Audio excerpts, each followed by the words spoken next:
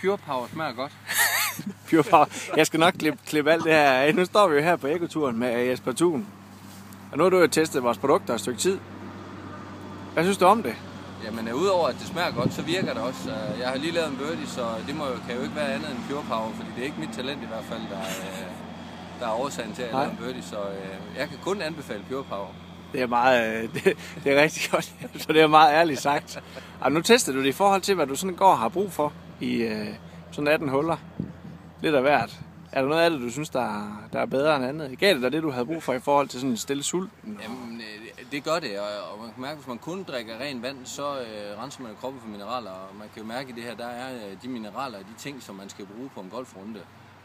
Det er der i Pure Power, så for det første, man føler ikke, at man har tørst undervejs, og der er de ting i, man skal bruge.